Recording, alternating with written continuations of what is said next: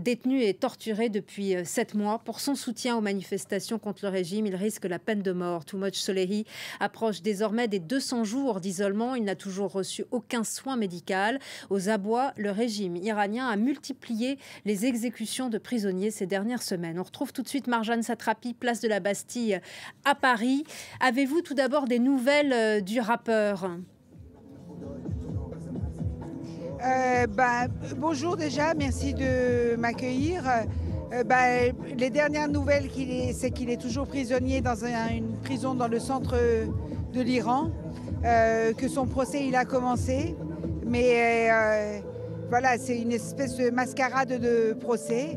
Et il a été très torturé, il a probablement des séquelles irréversibles, il encourt la peine de mort, mais à travers lui, en fait, il représente aussi tous les prisonniers politiques qui se comptent par centaines, peut-être par milliers. Et sa vie est en danger. Voilà pourquoi nous sommes là.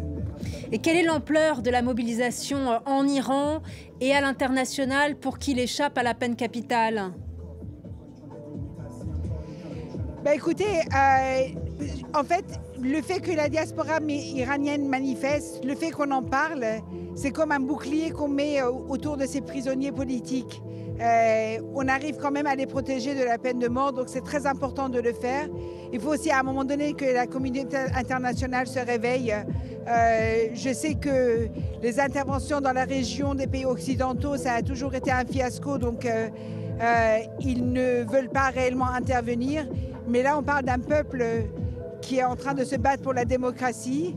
Vous avez un rappeur qui est le symbole de tout cela, qui a toujours défendu en fait la justice, les femmes, la liberté, l'unité du peuple.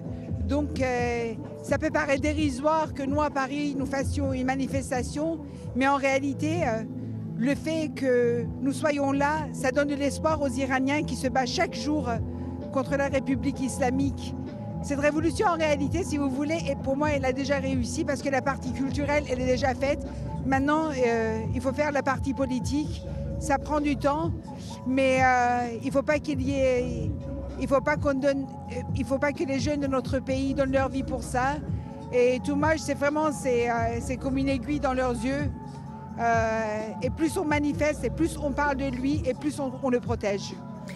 Alors justement, en Iran, 150 magasins et restaurants ont été fermés pour la seule journée du 15 avril pour non-respect du port du hijab.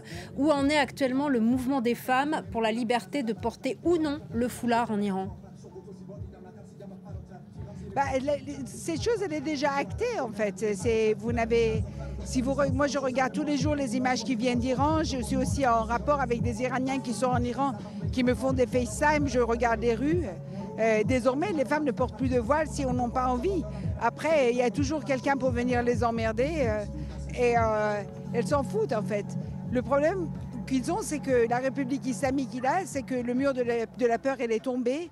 Et ce mur, ils essayent tant bien que mal de le reconstruire, mais ils n'y arriveront pas. La chose, elle est déjà trop tard et ils le savent. Et c'est pour ça aussi qu'ils sont aussi violents. C'est parce qu'ils sont aux abois qu'ils sont aussi violents. Donc, il ne faut pas perdre l'espoir.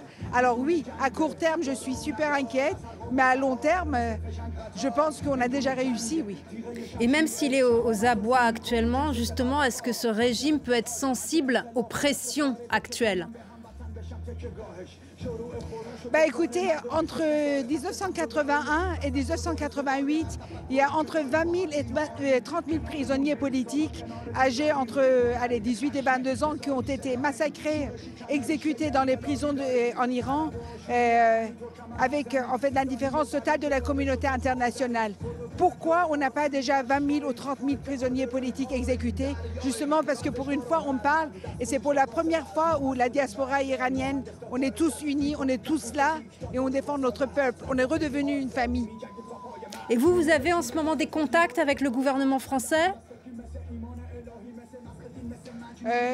Écoutez, j'ai essayé, mais à chaque fois c'est lettre morte. Donc quand je parle, j'ai pas l'impression qu'on m'écoute, ou on me dit qu'on m'écoute et il se passe rien. Je pense que nous ne comptons que sur nous-mêmes. Le sort de notre pays nous appartient à nous. Nous avons juste besoin des oreilles pour nous entendre. On veut juste de la compassion et du soutien. Pas d'intervention militaire, pas d'actes politiques extraordinaires. Juste pas d'immobilisme, pas d'indifférence. Merci beaucoup Marjane Satrapi d'avoir été avec nous sur France 24 et merci à Julien Sauvager pour la réalisation de cette interview Place de la Bastille à Paris. Merci à vous.